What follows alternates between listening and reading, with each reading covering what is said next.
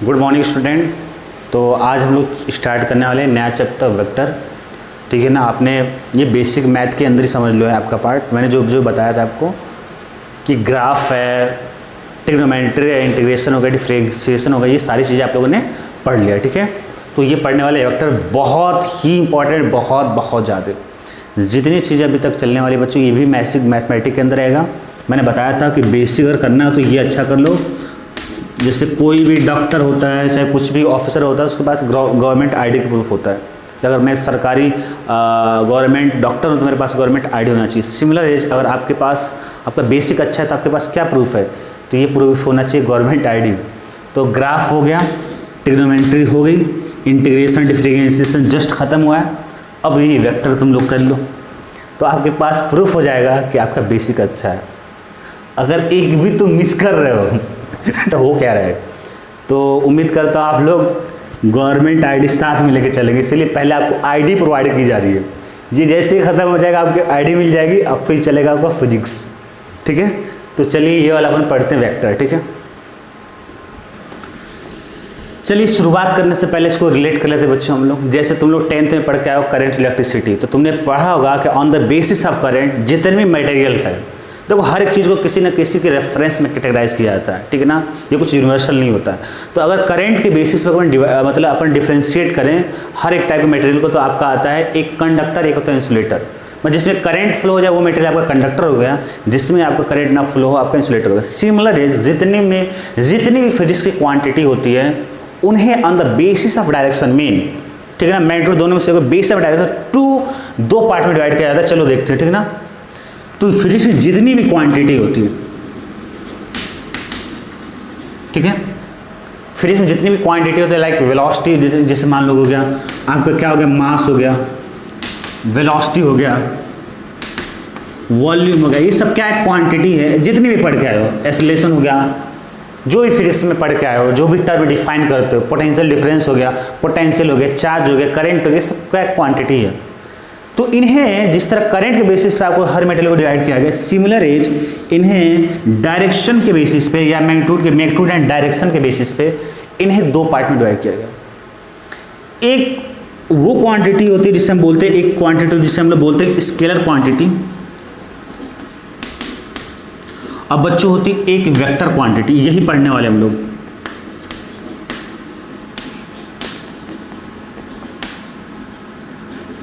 जो scalar quantity होती है बच्चों, उसको अक्सर जो रिप्रेजेंट करते हैं वो आपका एक न्यूमेरिकल वैल्यू होता है, लाइक 20 और यूनिट होता है 20 kg। ये क्या होगा, न्यूमेरिक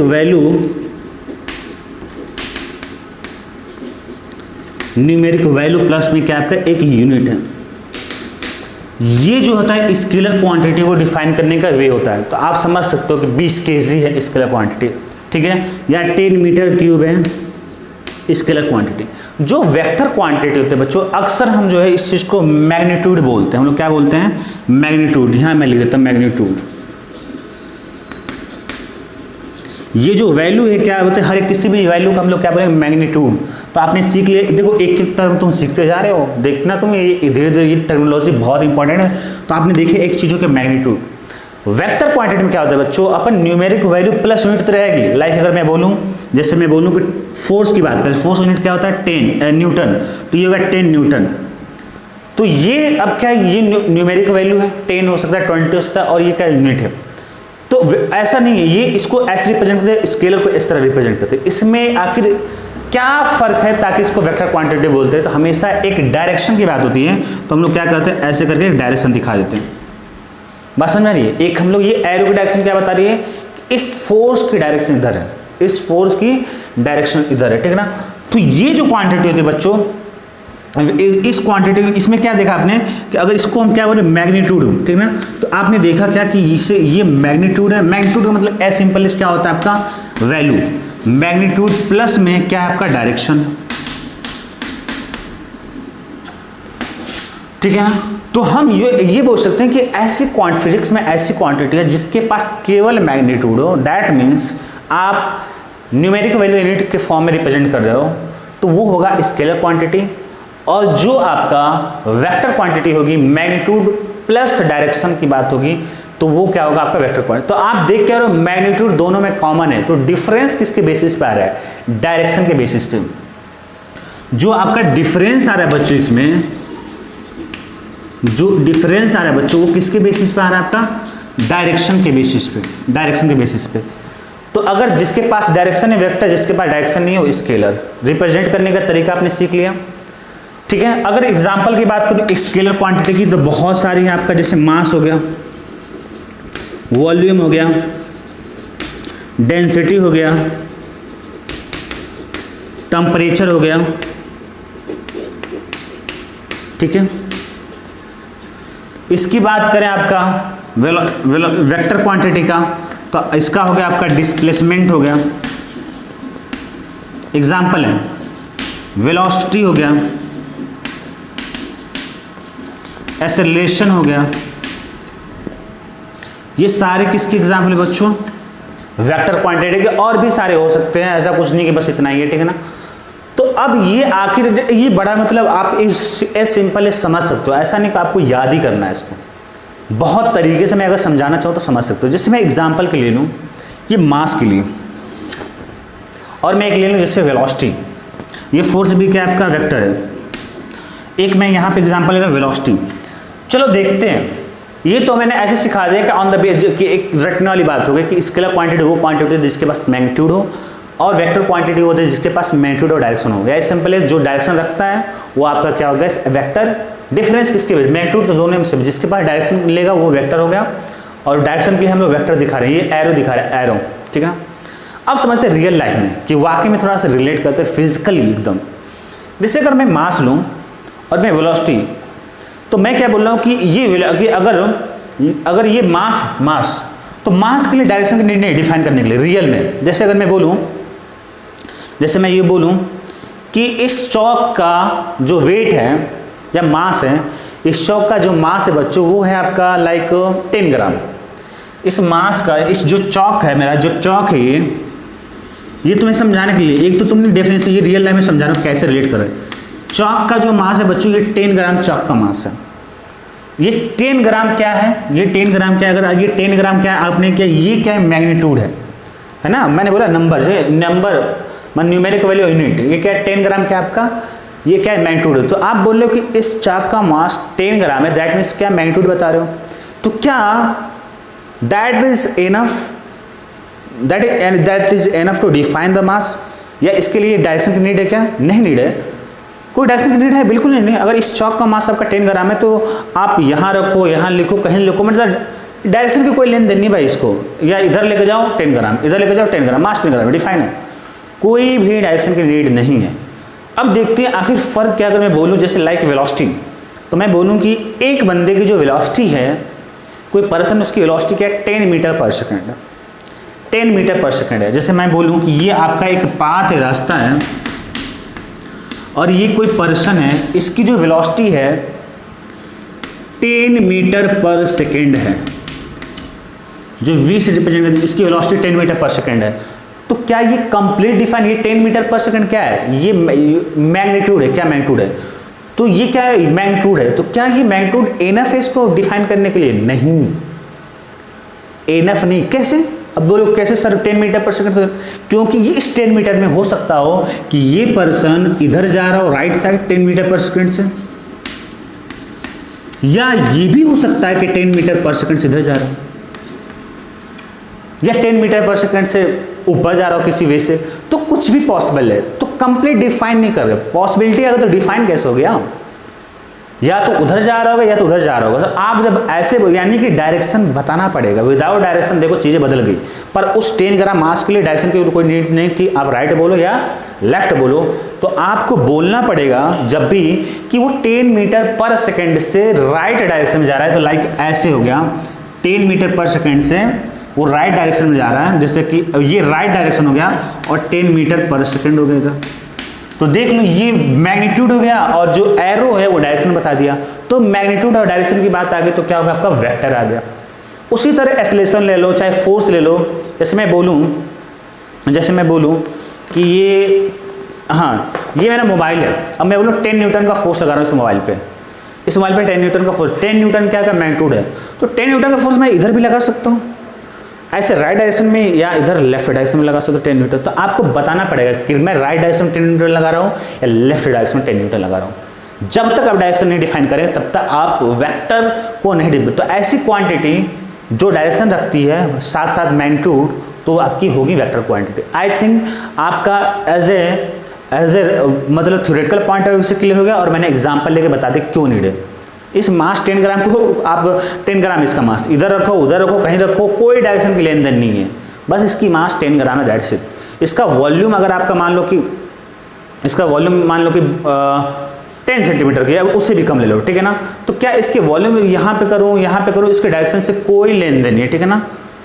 तो ऐसी क्वांटिटी जिसकी डिफाइन करने के लिए कोई डायरेक्शन की नीड नहीं है वो आपकी होगी स्केलर, और जिसके लिए डायरेक्शन को डिफाइन करने के लिए मैग्नीट्यूड के साथ साथ डायरेक्शन की नीड है वो आपकी क्या है, आपकी वेक्टर है। तो अगर कोई फर्क दोनों में कर रहा है, दोनों मैग्नीट्यूड सेम है, तो वो फर्क कर रहा है आपका डायरेक्शन, ठीक है ना। तो आई होप ये चीज़ें क्लियर हो गई होगी। तो हमें पढ़ना क्या, आपको इसके वेक्टर ये चैप्टर है तो हमें ये पढ़ना है, ठीक है ना। तो आप डिफरेंस क्रिएट कर पाए होंगे, ठीक है। चलिए अब और थोड़ा सा आगे बढ़ते हैं कि हमें इसमें क्या क्या पढ़ना है, ठीक है।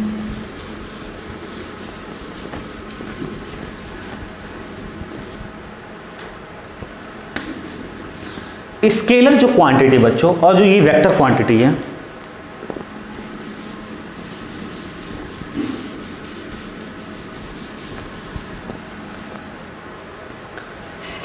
अब देखो स्केलर क्वांटिटी जो भी लाइक अगर स्केलर क्वांटिटी जैसे मैं बोलूँ कि कुछ भी 10 किलोग्राम ले लो, मास को मैं रेफरेंस मान के ले चल रहा हूँ, तो इसको डिफाइन करने के लिए आपका ऑर्डिनरी रूल जो अलजेब्रा तो ये लगता है, ऑर्डिनरी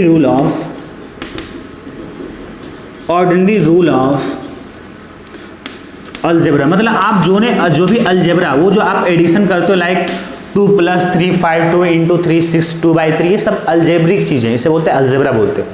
तो स्केलर क्वांटिटी को अगर आपको जोड़ना है, जैसे मैं बोलूं कि अगर मैं बोलूं कि समेशन की बात करूं, एडिशन की बात करूं, दो स्केलर क्वांटिटी को एडिशन करना है या घटाना है, सब्ट्रैक्शन की बात करूं या उनकी मल्टीप्लिकेशन की बात करूं या डिवीजन की बात करूं, ठीक है ना, सबके लिए आपका जो भी अलजेब्रा का रूल है वो लग जाएगा। जैसे मैं बोलूं कि 10 आपका जो मास है, मास का यूनिट क्या होता है बच्चों, किलोग्राम 1 ग्राम होता है। तो मैं बोलूं कि 10 ग्राम शुगर है, ठीक है, 10 ग्राम शुगर है एक पॉलिथीन में और एक क्या 5 ग्राम शुगर है, तो कितना हुआ, मतलब एडिशन की बात करूं तो आप लोग क्या बोलते हो कि 10 किलोग्राम और ये 5 किलोग्राम कितना होगा आपका 15 किलोग्राम, ऐसे सिंपल जोड़ देते हो ना, ऐसे सिंपल है। क्या होता है कि 10 ग्राम एक पॉलिथीन में शुगर है और 5 किलोग्राम, तो ये किलोग्राम क्या है, ये जो मास की रिप्रेजेंट कर रहा है, मास का स्केलर है, यानी कि स्केलर क्वांटिटी को सिंपली क्या कर रहे हो, ऐड कर रहे हो, ठीक है ना। तो क्या करना है कि ये जो स्केलर क्वांटिटी है इसका एडिशन की बात करो, सब्ट्रैक्शन की बात करो, प्रोडक्ट की बात करो, सबके लिए क्या लगेगा, ऑर्डिनरी रूल ऑफ अलजेब्रा। तो इसकी तो कहानी खत्म हो गई, सब अलजेब्रा पे काम चल जाएगा आपका, ठीक है ना। बात समझ, जैसे मैं बोलूं कि वॉल्यूम क्या है आपका स्केलर क्वांटिटी, इसका यूनिट क्या होता है मीटर क्यूब, तो 5 मीटर क्यूब ले लो। जैसे एक बॉडी है उसका वॉल्यूम 5 मीटर क्यूब है और एक दूसरा बॉडी उसका 10 मीटर क्यूब है, तो दोनों का वॉल्यूम कितना होगा, तो सिंपल क्या करोगे, ऐड करना है, अलजेब्रिक एडिशन। लेकिन जब वेक्टर क्वांटिटी की बात आएगी बच्चों, तो यहां पे जो इसका एडिशन चलेगा, दो वेक्टर का एडिशन हो गया, सब्ट्रैक्शन हो गया या इनकी प्रोडक्ट हो गए, इनके लिए अलजेब्रिक चीजें फॉलो नहीं करती, इनका अलग ही कहानी चलता है, ठीक है ना, इनका अलग कहानी चलता है वेक्टर क्वांटिटी का। इनको एडिशन जो हम करेंगे दो वेक्टर का, अब दो स्केलर का यहां बोलेंगे, ठीक है, दो स्केलर का एडिशन, दो स्केलर का सब्ट्रैक्शन, दो स्केलर का प्रोडक्ट, ये ऑर्डिनरी रूल ऑफ अलजेब्रा का रूल चलेगा। पर यहाँ पे अलजेब्रा का रूल नहीं चलेगा, यहाँ पे अलजेब्रा का रूल नहीं चलेगा। अगर मैं बोलूँ किसी एक पर्सन है जिसकी वेलोसिटी 2 मीटर पर सेकेंड है और दूसरे की वेलोसिटी क्या है कि 10 मीटर पर सेकेंड है, तो नेट वेलोसिटी क्या होगी, तो आप कभी नहीं बोल सकते कि 10 2 12 मीटर पर सेकेंड, बिल्कुल गलत होगा। जब तक आपको डायरेक्शन नहीं पता होगा तब तक आप नहीं, वैसे मैं बोलूँ कि एक का इधर ही जा रहा है और दूसरा भी इधर ही जा रहा है, ठीक है ना, 2 मीटर पर सेकेंड से इधर भी जा रहा है, 10 मीटर पर सेकेंड से दोनों एक डायरेक्शन जा रहे हैं, तब जाकर नेट बोलोगे कि 12 मीटर पर सेकेंड होगा, ठीक है। या कुछ भी हो सकता है कि ये 10 मीटर पर सेकंड ऐसे हो जाए तो फिर गड़बड़ हो जाएगी, आप नहीं बोल सकते, या कुछ भी ऐसे जाने लगे। तो यानी कहने का मतलब ये है कि वेक्टर के केस में दो वेक्टर का एडिशन अलग कहानी चलता है, सब्ट्रैक्शन अलग कहानी चलता है, प्रोडक्ट अलग कहानी चलता है। तो एडिशन सब्ट्रैक्शन को हम लोग देखेंगे दो मेथड से, एक पैरेललोग्राम मेथड होगा आपका, पैरेललोग्राम, और एक आप देखोगे ट्राइंगल रूल। और यहाँ पे प्रोडक्ट में आपने पढ़ने वाले दो, एक होता है डॉट प्रोडक्ट और एक होता है आपका क्रॉस प्रोडक्ट। ठीक है, ये सारी चीजें, ये ब्रीफ इंट्रोडक्शन चल रहा है आपको, मैंने डिफरेंस क्रिएट किया आपको कि स्केलर और वेक्टर क्वांटिटी क्या होती है। इसके बाद हमने बताया कि कौन कौन से ऑपरेशन चलते हैं इसमें। ठीक है, इसमें कौन कौन से ऑपरेशन की यूज होती है। अब इतनी बात तो आपको क्लियर हो गई। तो बेसिकली अब हमें पढ़ना क्या होगा, स्केलर का तो काम हो गया अलजेब्रा से, तो हमें पढ़ना पड़ेगा कि वेक्टर क्वांटिटी को कैसे रिप्रेजेंट करते हैं, कैसे उनको ऐड करते हैं, कैसे सब्ट्रैक्ट करते हैं, क्या क्या फॉर्मूले, क्या क्या रूल हैं, और इनके लिए अलग कहानी चलेगी। ठीक है, तो मिटाते हैं अपन इसको और आगे अपन देखते हैं। ठीक है, वेक्टर्स।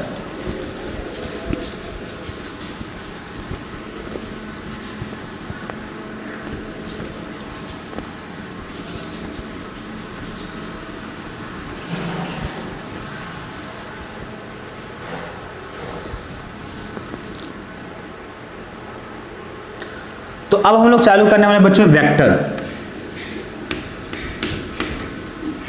तो वेक्टर क्या होता है, जिसका मैग्नीट्यूड हो और एक क्या आपका डायरेक्शन हो, ये आपका वेक्टर है।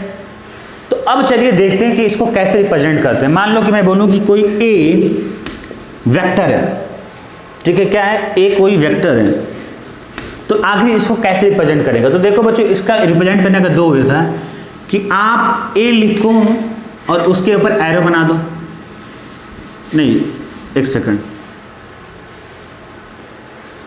ये मैग्नीट्यूड डायरेक्शन की बात होगी, ठीक है, इट्स ओके। तो हम लोग पढ़ने वाले हैं अभी कि रिप्रेजेंटेशन ऑफ वेक्टर। ये वेक्टर तो आपने सीख लिया कि कैसे रिप्रेजेंट करते हैं। रिप्रेजेंटेशन आखिर भाई दो क्वांटिटी है, अभी तो हालांकि शुरुआत में बताया दो क्वांटिटी, तो आखिर इनको रिप्रेजेंट करेंगे तो कोई तरीका होगा ना, ठीक है ना।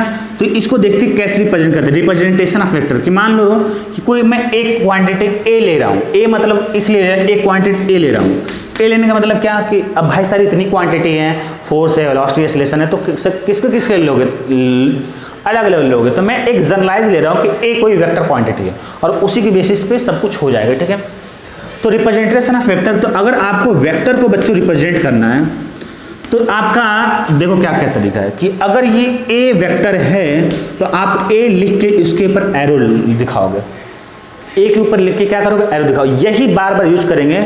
या कहीं कहीं बुक में देखोगे कि ए जो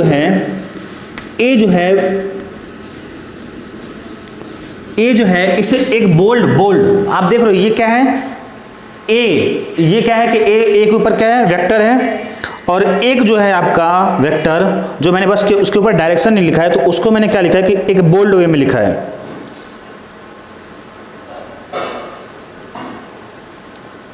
बोल्ड फेस, लाइट फेस। तो हम इसको बोलते हैं बोल्ड फेस, है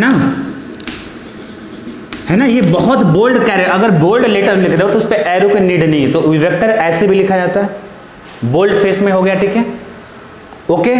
अब देखो बच्चों, ये बोल्ड फेस ये वेक्टर को रिप्रेजेंट करेंगे, लेकिन हम लोग अक्सर या कहीं भी इसी के फॉर्म में आएगा, उसके ऊपर डायरेक्शन रहेगा। तो ये वेक्टर की बात होगी।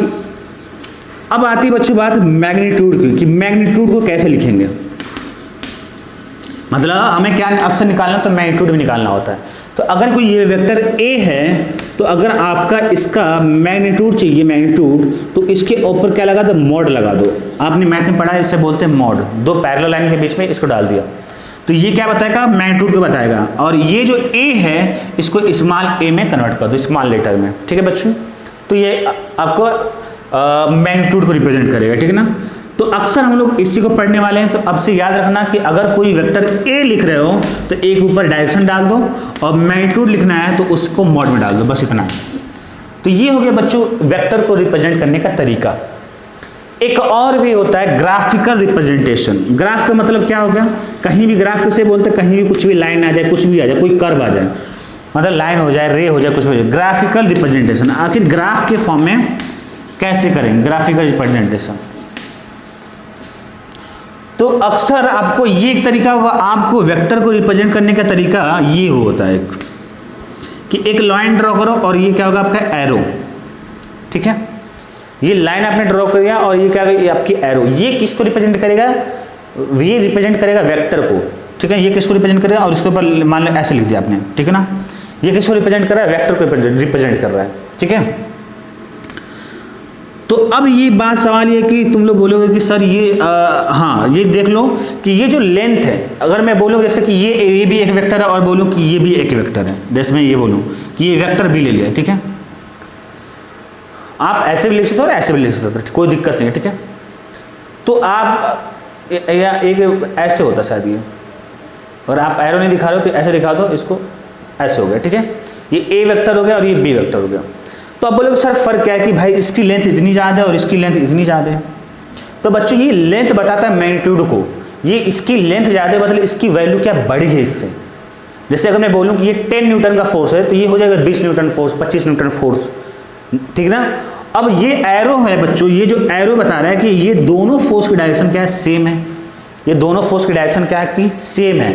तो अब हम लोग लिख लेते हैं, हम लोग लिख लेते हैं बच्चों कि अगर आप किसी वेक्टर को ऐसे रिप्रेजेंट कर रहे हो, जैसे ए वेक्टर है, तो इसका जो लेंथ है, इसकी जो लेंथ है, एक लेंथ है और क्या इसका, ये क्या है, और एक डायरेक्ट, दो ही पार्ट है ना इसके, एक लेंथ है और क्या आपका डायरेक्शन ऑफ एरो, एरो का जो डायरेक्शन है। तो बच्चों जो लेंथ होता है ना, तो वो रिप्रेजेंट करता है मैग्नीट्यूड ऑफ वेक्टर। ये किसी भी वेक्टर के मैग्नीट्यूड को रिप्रेजेंट करता है। और तो वेक्टर के लिए दो चीज चाहिए, मैग्नीट्यूड हो गया, एक चाहिए डायरेक्शन। तो डायरेक्शन ऑफ एरो रिप्रेजेंट किसको लिख लेना, रिप्रेजेंट डायरेक्शन ऑफ वेक्टर। यानी कि जो वेक्टर एरो की डायरेक्शन होगी वही आपकी वेक्टर की डायरेक्शन होगी। जैसे मैं बोलूं कि दो फोर्स हैं, एक 10 न्यूटन का फोर्स है, हो गया 10 न्यूटन का फोर्स हो गया। देखो एक तो तरीका ये है कि 10 न्यूटन के ऊपर क्या लिखो, ऐसे लिख दो, ठीक है। और एक तरीका आपका ये हो गया, अक्सर इसको ऐसे लिखेंगे 10 न्यूटन का फोर्स ये हो गया, और मैं बोलूं कि एक 20 न्यूटन का फोर्स ये हो गया। तो अब देख रहे हो कि ये क्या है, 20 न्यूटन की लेंथ इसकी डबल है, और ये एरो की डायरेक्शन क्या है, दोनों की राइट डायरेक्शन में, यानी कि सेम डायरेक्शन में। तो हमने देख लिया बच्चों कि किसी भी वेक्टर को कैसे रिप्रेजेंट करते हैं, ठीक है, किसी भी वेक्टर को रिप्रेजेंट कैसे करते हैं, हमने ये चीजें देख ली। अब क्या है बच्चों, हम लोग देखने वाले हैं कुछ टाइप ऑफ वेक्टर, कि कितने टाइप के वेक्टर होते हैं, ठीक है, कितने अलग अलग टाइप के वेक्टर होते हैं, ठीक है। तो वेक्टर की शुरुआत हो गई है, वेक्टर को कैसे रिप्रेजेंट करते हैं आपने ये भी देख लिया। आगे बहुत कुछ पढ़ने वाले हम लोग।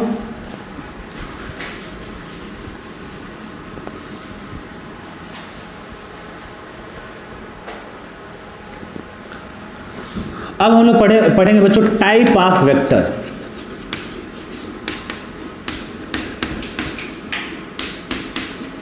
बहुत सारे टाइप होते हैं वेक्टर को, सबसे पहले हम लोग लिख लेते हैं और उसके बाद अलग अलग वेक्टर को अलग अलग हम लोग डिफाइन करेंगे, ठीक है बच्चों। जैसे आपको पहले लेते हैं अपन यूनिट वेक्टर ले लें, जीरो वेक्टर ले लें, जीरो बोलते हैं, इसी को हम लोग बोलते हैं null vector.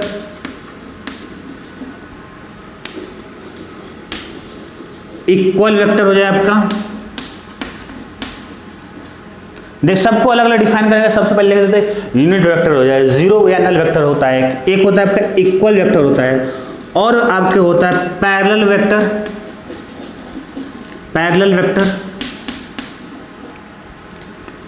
Anti parallel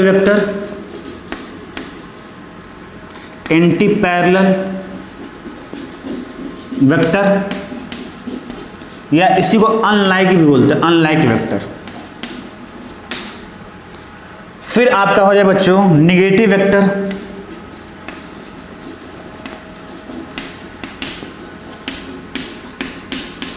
negative vector, और भी सारे बच्चे हैं जैसे कोलिनियर वेक्टर,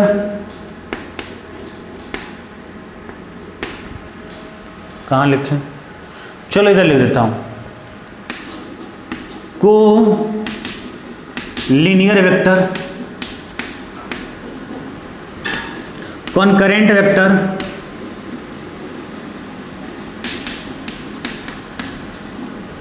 कोप्लेनर वेक्टर,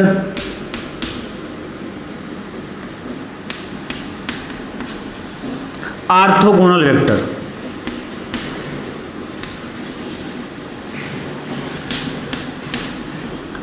ठीक है, ये सारे क्या टाइप ऑफ वेक्टर है, कोई फिक्स ऐसा नहीं है कि 7 टाइप होते हैं, 6 टाइप होते हैं, 9 टाइप होते हैं, ऐसा कुछ नहीं है आपका। ये टाइप ऑफ वेक्टर का मैंने सबको एक साथ लिख लिया, सबको मैं डिफाइन करने वाले हैं। बहुत ही सिंपल है, कुछ नहीं, बस देखने जाए तरीके से सारा काम हो जाएगा आपका। यूनिट वेक्टर हो गया, जीरो एंगल हो गया, इक्वल वेक्टर हो गया, पैरेलल वेक्टर हो गया, एंटी पैरेलल हो गया, नेगेटिव वेक्टर हो गया, कोलिनियर वेक्टर हो गया, कॉन्करेंट वेक्टर हो गया, कोप्लेनर वेक्टर हो गया, ऑर्थोगोनल वेक्टर हो गया। ठीक है बच्चों, तो ये सारे आपके वेक्टर हो गए बच्चों। ठीक है, तो चलिए एक एक को स्टार्ट करते हैं। सबसे पहले अपन स्टार्ट करें यूनिट वेक्टर को। ठीक है,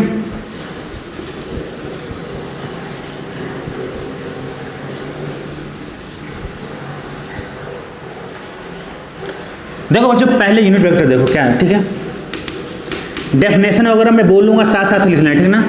एक और चीज बता दें आपको कि अगर आप किसी भी कंपटीशन एग्जाम के लिए, एक बोर्ड के एग्जाम और कंपटीशन एग्जाम में फर्क ये है कि बोर्ड के एग्जाम के लिए डेफिनेशन रटते हो याद करने के लिए, लेकिन कंपटीशन एग्जाम में कॉन्सेप्ट को प्रिपेयर करते हो।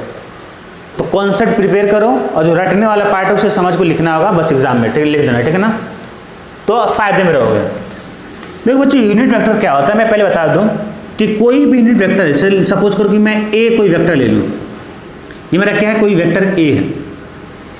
तो किसी भी वेक्टर में, इधर लिखता हूँ मैं, किसी भी वेक्टर में अगर उसके मैग्नीट्यूड से डिवाइड कर दो, मैग्नीट्यूड कैसे लिखते हैं, उस वेक्टर को क्या लगा देंगे, मोड में लगा देंगे।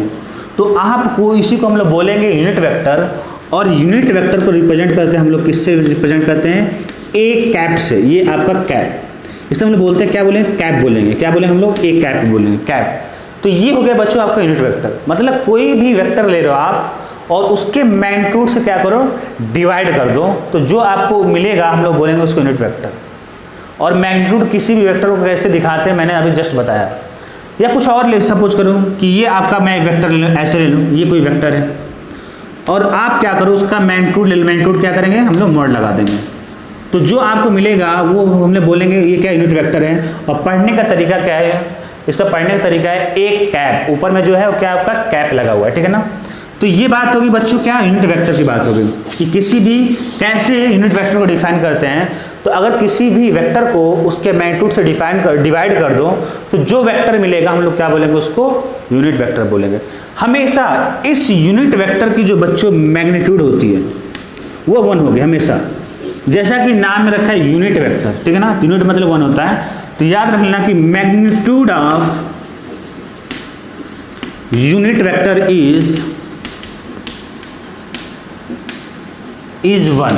ठीक है, 1 होता है। ठीक है, दूसरी बात आते हैं बच्चों हमेशा कि ये जो है अक्सर जो यूनिट वेक्टर को, अलग अलग वेक्टर है तो आखिर कब यूज करते हैं, हमेशा जो यूनिट वेक्टर है वो हमेशा आपको डायरेक्शन को डिफाइन करेगा, वो आपको डायरेक्शन को रिप्रेजेंट करने की कोशिश करेगा। किसको रिप्रेजेंट करेगा, डायरेक्शन को रिप्रेजेंट करने की कोशिश करेगा। जैसे एग्जाम्पल के लिए बात करूं कि अगर ये मान लो कि आपका क्या है, एक्स कोऑर्डिनेट है, ये आपका वाई कोऑर्डिनेट है और ये क्या आपका जेड कोऑर्डिनेट है। ये 3 कोऑर्डिनेट है बच्चों। ठीक है ना, आपका ये 3 कोऑर्डिनेट है, एक्स है, वाई है, जेड है। तो ये क्या है, इनके तीनों क्या है, अलग डायरेक्शन है, अलग अलग डायरेक्शन है। तो हमेशा अगर एक्स की डायरेक्शन को डिफाइन करना होगा तो हम लोग क्या एक यूनिट वेक्टर लेंगे आई कैप। ये हमेशा क्या फिक्स डिफाइन है, ये यूनिवर्सल है कि स्मॉल आई ले लो, उसके ऊपर क्या लगा दो, आई कैप। तो ये होगा आपका स्मॉल आई कैप। तो ये स्मॉल आई कैप लगते ही क्या हो गया, यूनिट वेक्टर। मैग्नीट्यूड इसका हमेशा क्या होगा बच्चों, 1 हो गया। अब मैंने क्या बोला, डायरेक्शन को रिप्रेजेंट करता है, तो ये डायरेक्शन किसको रिप्रेजेंट करेगा, आई कैप हमेशा एक्स को। देखो ये सारी बातें हो गई। कैप मतलब यूनिट वेक्टर, इसका आपका जो मैग्नीट्यूड होगा 1 हो गया। डायरेक्शन की बात करेगा तो आई कैप हमेशा एक्स को रिप्रेजेंट करेगा, एक्स की डायरेक्शन को।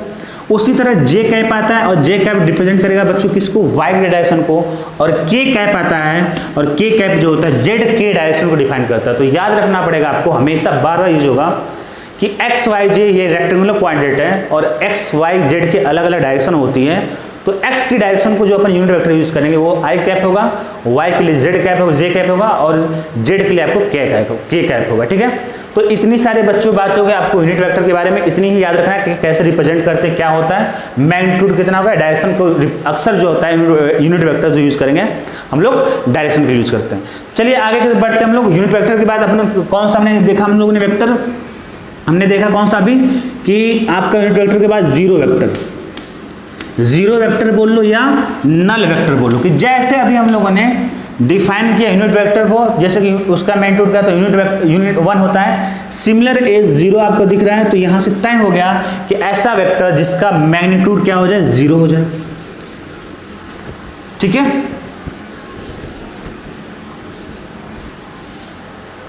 कि ऐसा वेक्टर जिसका मैग्नीट्यूड क्या हो जाए बच्चों, जीरो हो जाए। तो अब तुम लोग बोलोगे कि सर क्या इसका फिर इसका यूज क्या है, आपको मैग्नीट्यूड अगर जीरो हो जाए तो मतलब ही क्या है इसका।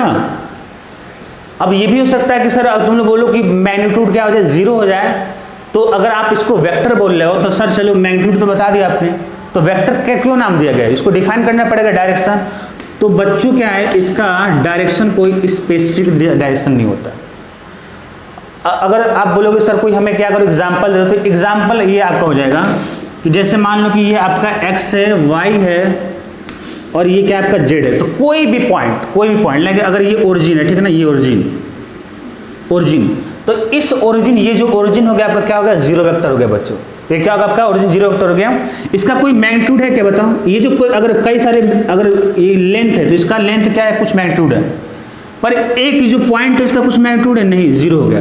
क्या इसकी डायरेक्शन को डिफाइन कर सकते, नहीं, डायरेक्शन का आपको इसकी एक पर्टिकुलर डायरेक्शन इसकी डिफाइन नहीं होगी। ठीक है बच्चों, तो एज सिंपल है, याद रख लो कि जीरो वेक्टर ऐसा वेक्टर जिसका क्या हो जाए आपका, जिसका मैग्नीट्यूड क्या हो जाए, जीरो हो जाए।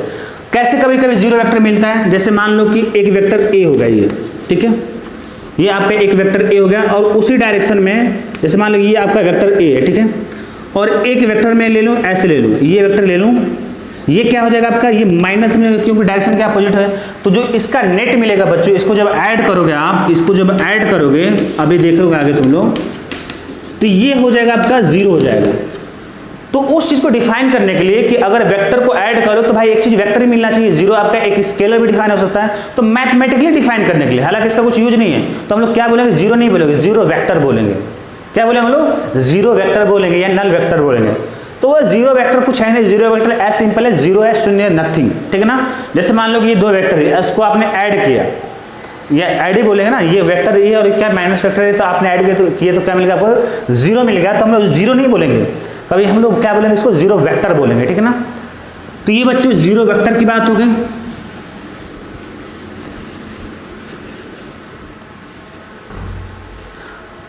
अब देखते हैं बच्चों हम लोग इक्वल वेक्टर, क्या देखेंगे हम लोग, equal vector.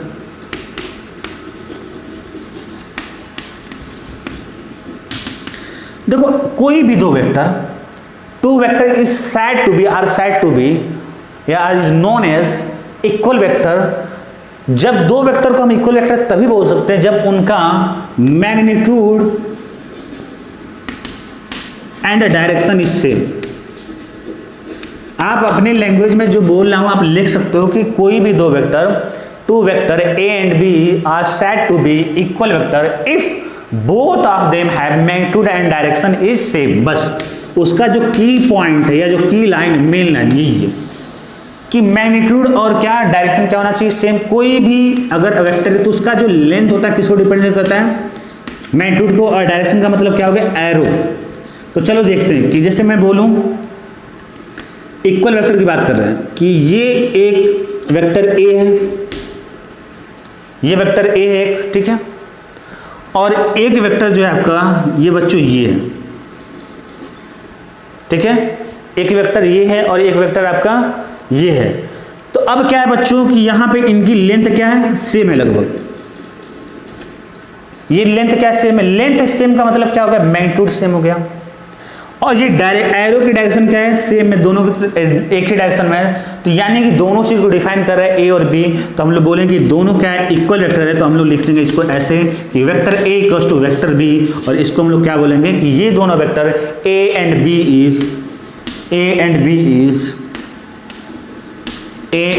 Is equal vector. ठीक है बच्चों, अगर मैं आपसे क्वेश्चन करूं कि दो वेक्टर ऐसे में ले रहा हूं कि एक वेक्टर ये इतना हो गया, इतना ही लेंथ है ए, और एक वेक्टर ये बी, सेम लेंथ है, क्या ये दोनों वेक्टर से इक्वल वेक्टर? नहीं। तुम लोग बोलोगे सर भले ही लेंथ इनका सेम है, मैग्नीट्यूड सेम है, पर एरो की डायरेक्शन क्या है, अलग अलग है। अगर एरो की डायरेक्शन अलग है, दैट मीन्स उस वेक्टर की डायरेक्शन क्या होगी, अलग हो गई, तो हम जो है कभी भी इसको इक्वल वेक्टर नहीं बोलेंगे। तो ये वाला जो केस है बच्चों, इसको हम लोग इक्वल वेक्टर नहीं बोलेंगे। क्लियर है? तो ये जो है आपका, ये ए वेक्टर और ये बी वेक्टर इक्वल नहीं होगा। आप एक फर्क देख रहे हो कि जब मैं एरो बना रहा हूं उसके ऊपर ओनली ए लिख रहा हूं ना, कि ऐसे लिख रहा हूं, और जब एरो नहीं बना रहे हो तो आप ऐसे लिखोगे। ठीक है ना? तो ये वेक्टर ए और बी इक्वल वेक्टर नहीं है। तो इक्वल वेक्टर होने के लिए आपका मैग्नीट्यूड के साथ साथ डायरेक्शन आपका जो है सब चीजें सेम होनी चाहिए। तो हमने देख लिया कि unit vector, zero vector, equal vector. अब देखने वाले बच्चों पैरेलल वेक्टर।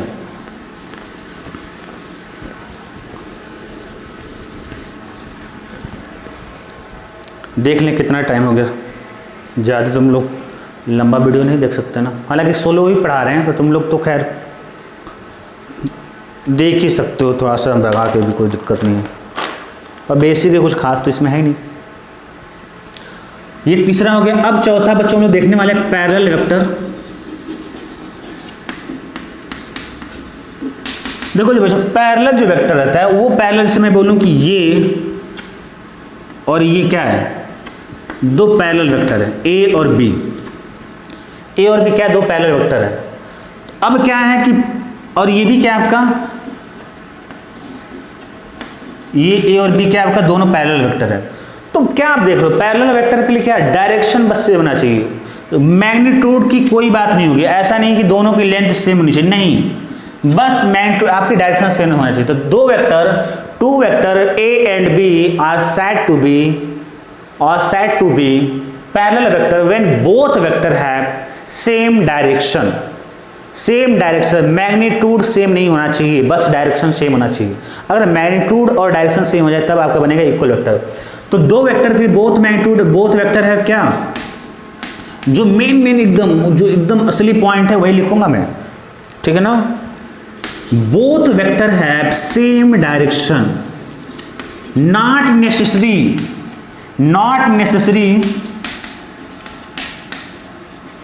मतलब आवश्यकता नहीं, not necessary to same magnitude, मतलब मैग्नीट्यूड होने की कोई जरूरत नहीं है। अगर हो गया तो सही है, हो गया तब भी सही है, कोई दिक्कत नहीं, और नहीं है तब भी आपका क्या है, तब भी कोई दिक्कत नहीं है। तो अगर मैं आपसे बोलूं कि इक्वल वेक्टर, जो इक्वल वेक्टर होते हैं, क्या मैं उनको पैरेलल वेक्टर बोल सकता हूं? तो तुम लोग बोलोगे हाँ, क्योंकि इक्वल वेक्टर ये ना, देखो कि जिसका मैग्नीट्यूड, जो लेंथ, मैग्नीट्यूड मतलब क्या, लेंथ सेम है और उनकी डायरेक्शन क्या सेम है। तो ये क्या, ये क्या है, जो पैरेलल वेक्टर है। हमें पैरेलल वेक्टर में तो भाई बस डायरेक्शन चाहिए, मैग्नीट्यूड सेम हो या ना सेम होगा, सेम है तो अच्छी बात है, नहीं सेम है तब भी कोई बात नहीं, सोने में ठीक है, सेम है तो सोने में सुहागा ही है, फिर वो आपका बन जाए। तो हम लोग बोल सकते हैं कि दो पैरेलल वेक्टर, दो इक्वल वेक्टर होते हैं, पैरेलल वेक्टर हो सकता है। इक्वल वेक्टर जो है आपका पैरेलल वेक्टर हो सकता है, लेकिन पैरेलल वेक्टर आपका इक्वल नहीं हो सकता। जैसे मैं बोलूं कि ये पैरेलल वेक्टर है, तो क्या मैं इसको इक्वल वेक्टर बोल सकता हूं? नहीं, ये इक्वल वेक्टर थोड़ी ही है, इक्वल वेक्टर नहीं। तो पैरेलल वेक्टर इक्वल वेक्टर नहीं हो सकता, लेकिन ये जो इक्वल वेक्टर है, ये क्या पैरेलल वेक्टर है ना, तो पैरेलल वेक्टर जो है इक्वल वेक्टर हो सकता है। ये पैरेलल वेक्टर भी और इक्वल वेक्टर भी, ठीक है ना। तो ये बात होगी पैरेलल वेक्टर की। तो ये जैसे कि नाम से क्लियर, पैरेलल मतलब डायरेक्शन क्या होनी, सेम चाहिए होनी चाहिए। अब आ जाते हैं बच्चों anti parallel vector. Anti parallel vector, ठीक है, ये भी सिंपल है कि both vector have same direction, नहीं इसमें बोथ वेक्टर है, सेम नहीं और डिफरेंट भी नहीं लिखना है, अपोजिट डायरेक्शन, अपोजिट डायरेक्शन, ठीक है। या अगर दो वेक्टर को पैरेलल लिखना है तो आपका ऐसे हो जाएगा, ऐसा अक्सर लिखा जाता है कि vector A and vector B is parallel, दो लाइन हो गया ड्रॉ, पैरेलल हो गया, ठीक है ना।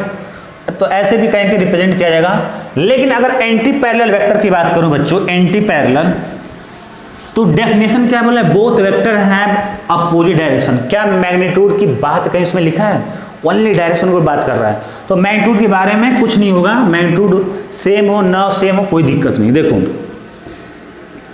बच्चों, जैसे कि मैं बोलूं कि एक वेक्टर ये ए हो गया, अब क्या बोला है, एक दूसरा वेक्टर है जिसका अपोजिट डायरेक्शन है, तो ये राइट में इसका एरो है, तो हम लोग क्या करते हैं, एक दूसरा वेक्टर लेते हैं जिसका क्या हो जाए, लेफ्ट में हो जाए। ऐसे मत लिखना, ए के ऊपर बस ऐसे एरो के ऊपर बी। तो ये ए और बी क्या है, एंड अपोजिट डायरेक्शन है, अपोजिट डायरेक्शन। क्या अगर मैं ये बताना है ए और बी, ये भी क्या आपका अपोजिट डायरेक्शन में, ए और बी क्या अपोजिट डायरेक्शन में। फर्क क्या है इनमें, इनका जो लेंथ क्या है, सेम है, मतलब क्या है, मैग्नीट्यूड क्या है इन दोनों वेक्टर का, सेम है, मैग्नीट्यूड क्या सेम है, और डायरेक्शन तो खैर अपोजिट है ही। तो हमें क्या चाहिए, बस डायरेक्शन से अपोजिट मतलब है। अगर डायरेक्शन आपका अपोजिट है तो वो क्या होगा आपका, डायरेक्शन अपोजिट, तो वो क्या होगा आपका एंटी पैरेलल। यहां पे क्या है डायरेक्शन, यहां पे मैग्नीट्यूड क्या है, यहां पे क्या मैग्नीट्यूड क्या आपका सेम नहीं है, डिफरेंट है, ठीक है ना। पर यहां पे जो डायरेक्शन है वो क्या है, अपोजिट है, क्या है, अपोजिट है। तो हमें क्या चाहिए, direction opposite, that's it, magnitude से लेन देन नहीं है, डायरेक्शन अपोजिट। तो ये क्या हो गया आपका, ये दोनों एंटी पैरेलल हो गया। अगर मैं आपसे फिर से बात करूं कि ये एक वेक्टर ए है, ये वेक्टर एक ए है और एक वेक्टर ये है बी, तो क्या ये डायरेक्शन अपोजिट है, नहीं। अपोजिट डायरेक्शन समझ रहे हो, मतलब आपका ये राइट तो बाकायदे लेफ्ट, ये तो किसी एंगल दूसरे डिफरेंट एंगल पे हो गया ना। ये अपोजिट डायरेक्शन, ना कि मैंने बोला डिफरेंट डायरेक्शन, ये होगा डिफरेंट। अपोजिट मतलब ये ऐसे हो तो दूसरा ऐसे हो, तो ये जो है आपका एंटी पैरेलल वेक्टर है बच्चों, ठीक है। तो ये एंटी पैरेलल नहीं है, ये दोनों एंटी पैरेलल हैं, ये भी एंटी पैरेलल, ये भी एंटी पैरेलल। फर्क क्या है कि इसमें मैग्नीट्यूड सेम है, इसमें क्या मैग्नीट्यूड सेम नहीं है। अच्छा, तो इसका एक अलग नाम दिया जाता है बच्चों, इसको तुम लोग याद कर लेना, इसको तुम लोग याद कर लेना। इसी को हम लोग बोलते हैं निगेटिव वेक्टर, इसी को हम लोग क्या बोलते हैं, निगेटिव वेक्टर। तो क्या अब तुम लोग डिफाइन कर सकते हो निगेटिव वेक्टर। निगेटिव वेक्टर वो होता है ऐसा वेक्टर जिसका मैग्नीट्यूड सेम पर डायरेक्शन क्या अपोजिट हो, डिफरेंट नहीं बोलेंगे, अपोजिट हो, डायरेक्शन क्या अपोजिट हो। तो आपका मतलब अगर आपको एंटी पैरेलल वेक्टर पता है, इसका मतलब क्या आपको पता है, निगेटिव वेक्टर भी पता है। पांचवा आपका क्या हो गया, पांचवा हो गया आपका निगेटिव वेक्टर, ठीक है। तो बच्चों निगेटिव वेक्टर आपका वो वेक्टर होता है, निगेटिव वेक्टर वो होता है, अब लिख लो तुम लोग, लिखना आती है, इसको देख के बना दो definition.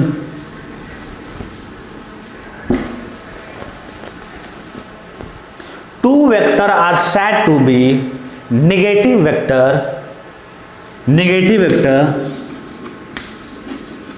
in which both of them have same magnitude but opposite direction।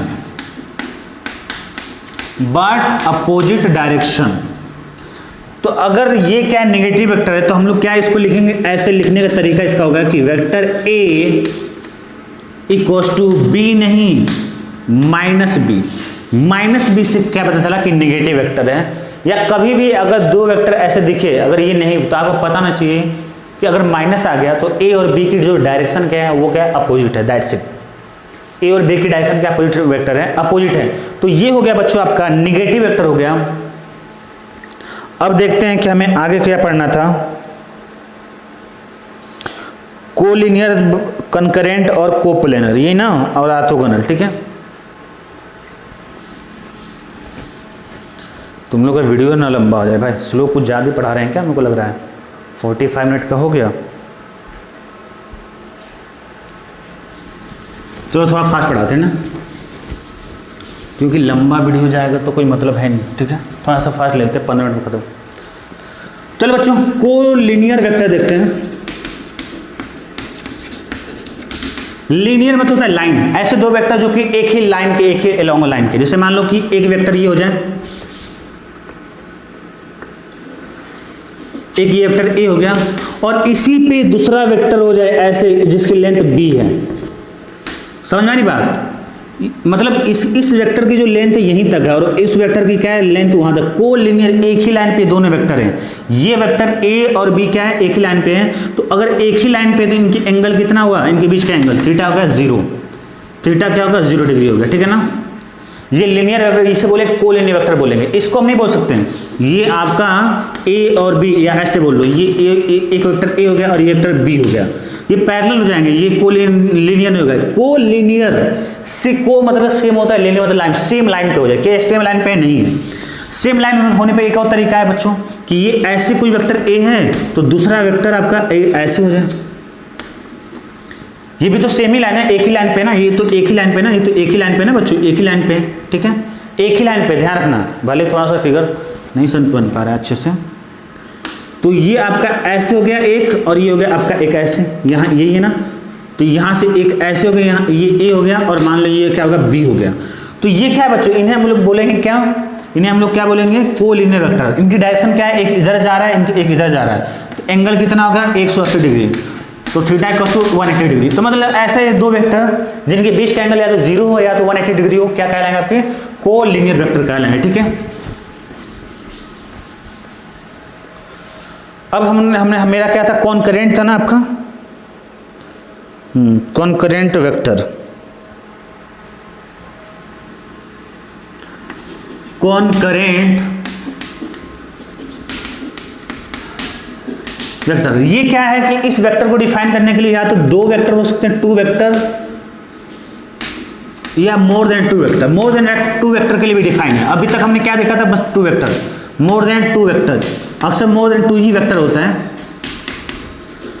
Concurrent vector, concurrent vector देखो क्या होगा कि अगर ये मान लो कि शुरुआती एक वेक्टर ये हो गया आपका, ठीक है, और बी दूसरा वेक्टर ये हो गया, और सी आपका तीसरा वेक्टर हो गया। तो आप क्या देख रहे हो, ये तीनों vector A and B and C हमको आपस में क्या बोलेंगे कि दे मतलब क्या, A B and C, A B and C, they are concurrent vector, concurrent vector.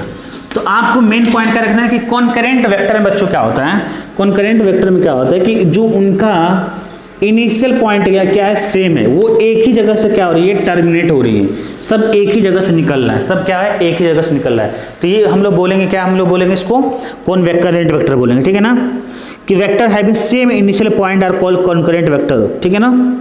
तो ये क्या आपका कॉन्करेंट वेक्टर है बच्चों।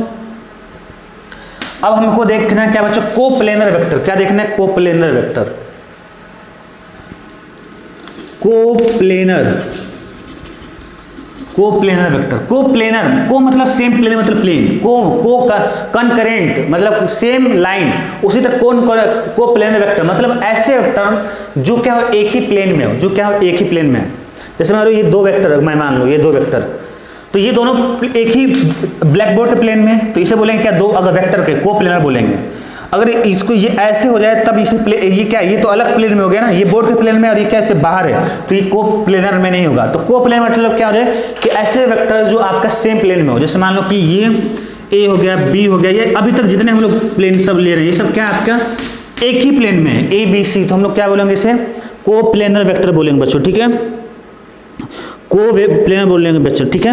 अच्छा, अगर ये इसे ये है, एक ये है, एक ये है और एक ये है, ए बी सी, तो इसको एक तो कॉन्करेंट भी बोलते हैं, लेकिन अगर ये एक ही प्लेन में हो, एक ही प्लेन में, तो हम लोग इसको ऐसे ही बोल सकते हैं कि कोप्लेनर, कॉन्करेंट कोप्लेनर वेक्टर, ठीक है। क्या बोलेंगे हम लोग, कॉन्करेंट कोप्लेनर वेक्टर, कॉन्करेंट को प्लेनर वेक्टर, ठीक है ना, कॉन्करेंट कोप्लेनर वेक्टर, ठीक है ना। क्यों भाई कॉन्करेंट इसलिए होगा क्योंकि सेम पॉइंट से क्या निकला है, सबका सेम पॉइंट है और एक ही प्लेन में है, तो ये क्या हो गया कॉन्करेंट, मतलब एक ही मतलब पॉइंट से निकला हो, और प्लेनर बता रहा है कि एक ही प्लेन में है, ठीक है ना। कि अगर मैं 3 पेन ले लूं तो ये कुछ ऐसे बता देते हैं, एक ये और एक ये पेंसिल, ये हो गया कोप्लेनर। अब कॉन्करेंट अगर ये ऐसे हो जाता तो ये प्लेनर नहीं होता, ये कॉन्करेंट होता क्योंकि तीनों एक ही पॉइंट से निकल रहे हैं, लेकिन प्लेनर नहीं होता, ठीक है, कोप्लेनर नहीं होता। तो ये बच्चों की कोप्लेनर वेक्टर की बात होगी। और हमारा था एक आर्थोगोनल वेक्टर, एक और था मेरा आर्थोगोनल वेक्टर, ठीक है।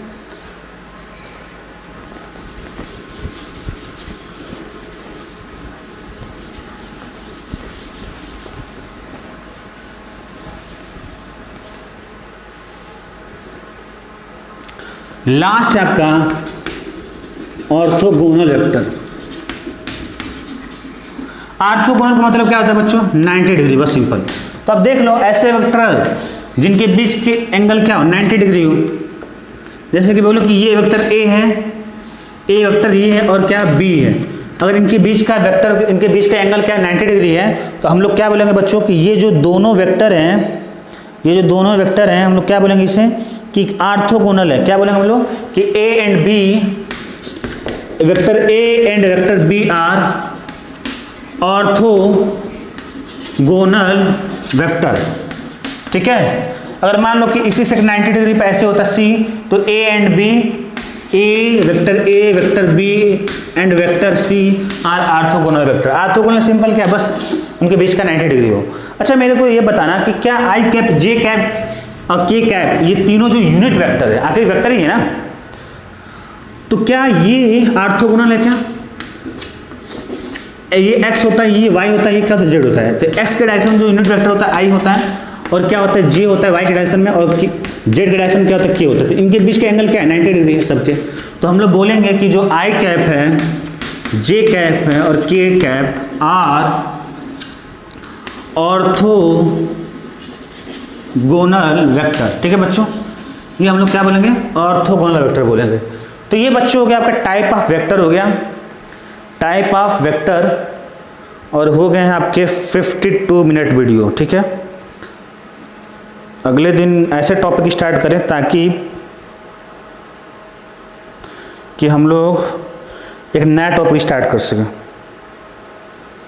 ठीक है। अच्छा एक नया कॉन्सेप्ट डाल लो, बहुत यूजफुल है अक्सर।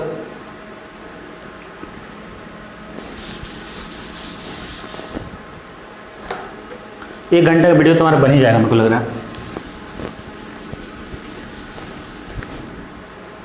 ओह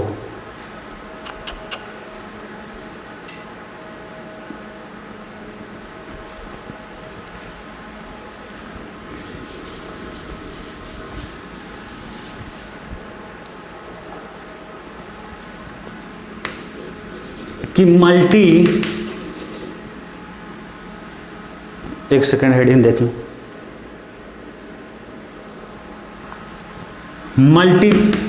multiplication of vector by real number.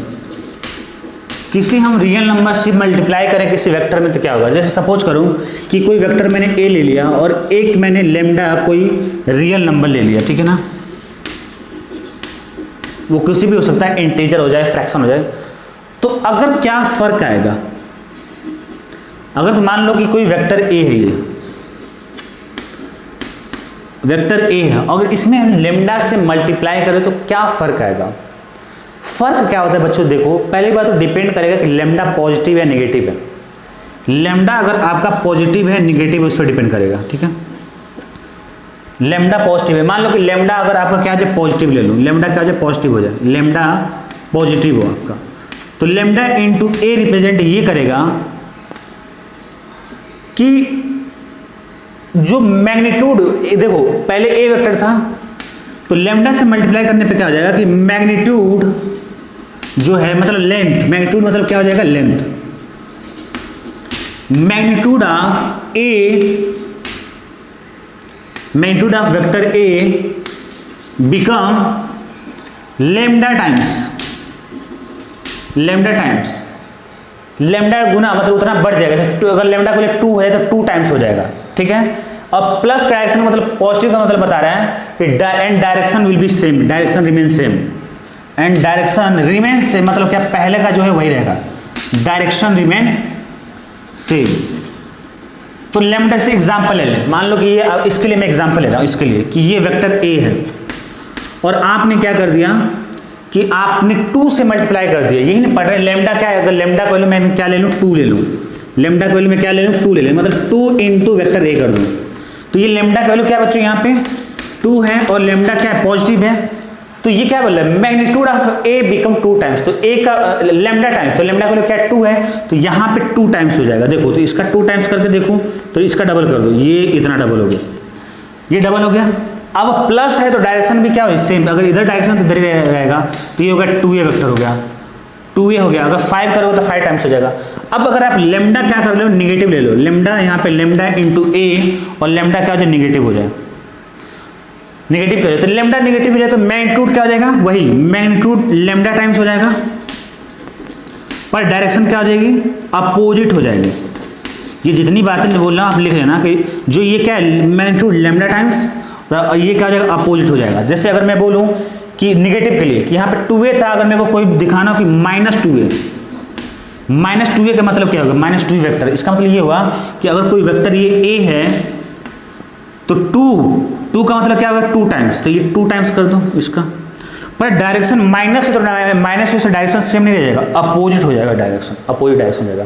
तो ये रिप्रेजेंट करेगा -2a वेक्टर, ये -2a हो गया, ठीक है। तो क्लियर हो गया, माइनस मतलब जैसे आए तो डायरेक्शन क्या करो, अपोजिट कर दो, डायरेक्शन क्या कर दो आप, अपोजिट कर दो, दैट इज कहानी खत्म होती है वहीं पे। जैसे अगर मैं बोलूँ, अगर फिर से एक एग्जांपल ले लें कि माइनस वेक्टर ए, ये निगेटिव वेक्टर ही बोलते हैं ना, निगेटिव वेक्टर तुम्हें पता है कि ये एक वेक्टर ए है और उसका same magnitude but opposite direction, ये क्या जो माइनस वेक्टर मतलब ये निगेटिव वेक्टर हो जाएगा। चलो अब इसको देखो कैसे डिफाइन करते हैं एक और तरीके से, अलग तरीके से, कि ये जो वेक्टर ए है माइनस का मतलब क्या कि -1 से मल्टीप्लाई हुआ, तो लेमडा की वैल्यू यहाँ पे क्या होगी, -1 हो गया। इसका मतलब ये हुआ कि कोई वेक्टर ए है तो उसका -1 टाइम मतलब सेम ही होगा ना, 1 टाइम्स, माइनस छोड़ दो, ये माइनस छोड़ दो, 1 टाइम्स मतलब क्या है 5 × 5 वो सेम ही रहेगा, पर माइनस है तो डायरेक्शन क्या होगा, अपोजिट हो गया, तो ये हो गया माइनस। ऐसे भी देख सकते हो नेगेटिव वेक्टर को, तो नेगेटिव वेक्टर को ऐसे भी समझ सकते हो कि -1 टाइम्स, ठीक है।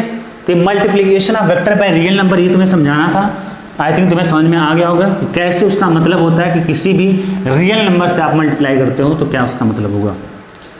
अब ये भी हो सकता है लेमडा को रियल नंबर, तो लेमडा को हो सकता है 1/5, जैसे मैं बोलूँ कि कोई वेक्टर ए है और यहाँ पे 1/5 हो जाए या a/5 हो जाए, तो इसका मतलब क्या होगा कि 1/5 टाइम्स मतलब क्या, आधा हो जाएगा, ठीक है ना। मतलब इसका मतलब ये हुआ 1/2 कर लो, मान लो ये 1/2 है और मैं बोलूँ कि a/2 को डिफाइन करो, मतलब कोई वेक्टर a है इतना और 1/2 का मतलब क्या हुआ, आधा, तो इसकी जो लेंथ हो जाएगी आधा हो जाएगी और डायरेक्शन क्या हो जाएगा सेम, क्योंकि 1/2 लेमडा का वैल्यू क्या है 1/2, ये पॉजिटिव है तो डायरेक्शन रहेगी सेम, तो ये हो गया आपका क्या a/2 हो गया, ठीक है। तो ये हो गया बच्चों किसी भी मल्टीप्लाई करने पे क्या होता है। एक लास्ट टॉपिक है सिंपल सा, उसे देख लेते हैं।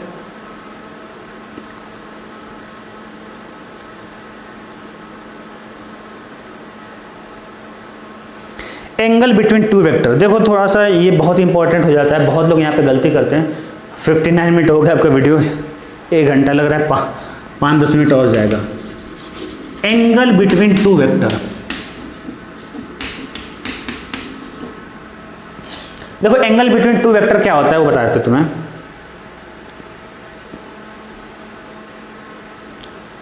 हमेशा एंगल जो 2 वेक्टर का होगा, जैसे मैं बोलूँ कि ये वेक्टर ए है और एक वेक्टर ये क्या है बी है, तो ये उसको बोलेंगे, ये जो थीटा है वो क्या है, एंगल बिटवीन 2 वेक्टर है। अब इसमें क्या ध्यान रखना है, अब बता रहा हूँ, अगर मैं उसी तरह बोलूँ कि ये वेक्टर ए है और एक वेक्टर ये बी है, तो ये जो होगा थीटा एंगल बिटवीन 2 वेक्टर होगा, तो ये गलत है।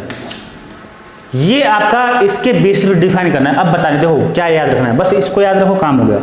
कि जब भी angle between two vector define करोगे तो आपको बताना पड़ेगा क्या होगा कि वो एक ही पॉइंट से क्या होगी, टर्मिनेट होगी। या ऐसे बोल लो कि दोनों का टेल को एक साइड रख दो, दोनों का टेल अगर एक ही पे रख रहे हो तब जो है इनके बीच का एंगल जो निकालोगे वो कहलाएगा आपका एंगल बिटवीन टू वेक्टर। तो क्या यहाँ पे theta angle between two vector नहीं? तो अब क्या करेंगे, तो इस वेक्टर को तुम चाहो तो बढ़ा सकते हो, कोई दिक्कत नहीं। तो अब इस वेक्टर को बढ़ाओगे तो देखो अब यहाँ पे इतनी लेंथ का क्या करो, बढ़ा दो उस वेक्टर को, कोई दिक्कत नहीं पड़ने वाला। तो ये तुमने बढ़ा दिया, ये डायरेक्ट मतलब तुमने बढ़ा दिया इतना। तो अब देखो कि अब इसे भूल जाओ कि अब ये जो वेक्टर बी है इसका क्या होगा, टेल मिल गया, और इसका ए का भी टेल मिल गया, टेल मिल गया। तो अब देखो ये थीटा है तो कितना बनेगा, पाई माइनस थीटा। तो इनके बीच का जो एंगल है बच्चों, अब यहाँ पे क्या बोलोगे, एंगल बिटवीन टू वेक्टर्स, वहाँ पे क्या है, पाई माइनस थीटा है। अगर एग्जाम्पल के लिए बोलूँ मैं आपको, अगर मैं एग्जाम्पल के लिए बोलूँ कि ये एक वेक्टर ये ए है और ये वेक्टर बी है, और इनके बीच का ये 120 डिग्री है, तो एंगल बिटवीन टू वेक्टर इसे बोलेंगे नहीं। इसके एंगल बिटवीन टू वेक्टर बोलने का तरीका देखो क्या होने वाला है। तो ये क्या है, वेक्टर ए है, ऐसे कर दो, और इनका ये क्या है, इसके इस वेक्टर ए के टेल पे इसका हेड है। पर मेरा रूल क्या बोलता है कि दोनों का टेल सेम होना चाहिए। टेल कैसे होगा, सेम करना है, इस वेक्टर को बढ़ा दो, तो बढ़ा दो यहाँ पे ऐसे, ये बी हो गया, या यहीं पे बढ़ा सकते हो, कोई दिक्कत नहीं, वहाँ बढ़ाना चाहिए वहाँ बढ़ा दो, ऐसे डैश डैश करके। तो ये 120 है तो कितना हो जाएगा, 60 डिग्री। तो इनके बीच का जो एंगल हो गया बच्चों, ये कितना हो गया आपका, 60 डिग्री हो जाएगा, ठीक है ना। तो ये जो है तरीका है आपका बढ़ाने का, ठीक है। जैसे एक और एग्जांपल ले लेते हैं कि ये वेक्टर ए है और एक वेक्टर क्या, ये बी है, और ये कितना है, 150 डिग्री है। क्या हम लोग इसका एंगल बिटवीन टू वेक्टर क्या होगा, यहाँ पे दोनों टेल होना चाहिए, टेल नहीं मिल रहा तो हम बढ़ा दो इसको, तो कितना हो गया, 30 डिग्री। कितना हो गया आपका,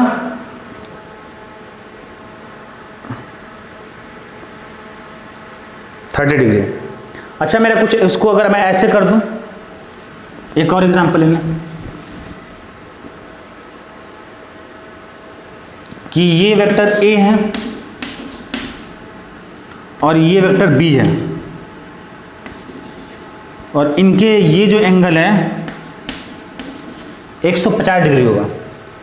अब बता एंगल बिटवीन टू वेक्टर क्या होगा, बस ये लास्ट क्वेश्चन है, राइट साइड कहानी खत्म हो जाएगी यहाँ पे। इनके बीच का जो एंगल क्या होगा। अब देखो बच्चों कि तुम्हारे पास क्या है, दो हेड पे ही मिल रहा है, और हमें क्या चाहिए, दोनों का टेल चाहिए। तो टेल बनाने का तरीका क्या है, इसको ये वेक्टर को अगर तुम आगे बढ़ा दो ऐसे,